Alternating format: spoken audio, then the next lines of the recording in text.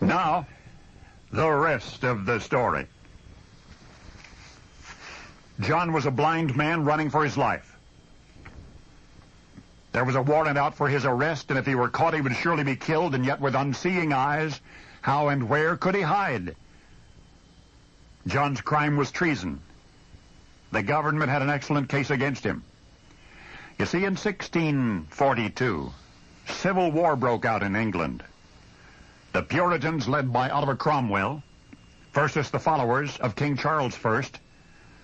And after 7 years of fighting, the Puritans won, and King Charles was beheaded. Now, among the Puritans' most avid supporters was John. Repeatedly, John had called for the head of King Charles, and in print.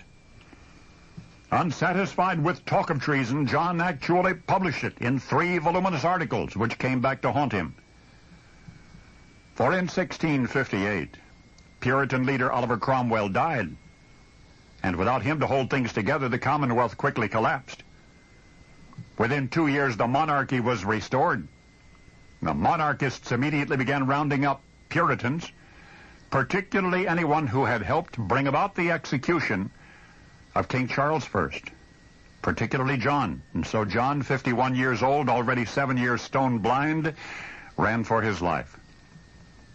Friends offered to hide him until the cries for revenge had died down, but the cries remained loud and clear. To a monarchist, regicide is the most heinous of crimes. And John, as encourager, had been an accomplice. He'd even boasted personal friends among the court which had condemned the former king, and yet there was some good news.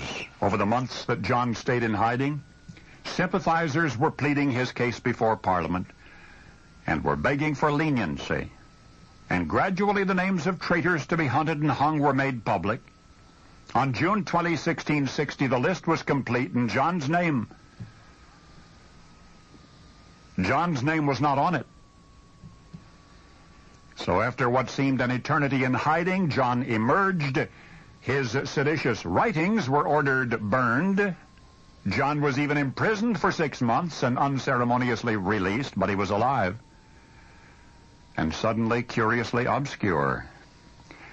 And yet, as his story is retold, let it be remembered that the blind man escaped in the dark into a world of words. For all the time friends had kept him hidden, John was writing a poem in 10 books, an amplification of the Genesis creation and the subsequent fall of man. Over the years since, that mammoth poem has been called the greatest literary epic in the English language. And now you have a little better understanding of the perspective of the poet who wrote it. For you see, in 1660, the once highly praised Puritan John Milton was condemned as a traitor and threatened with death. Now I hope you have a better understanding of the man banned from Eden and forced into hiding, who all the while was writing in the dark something called Paradise Lost. Now that you know the rest of the story.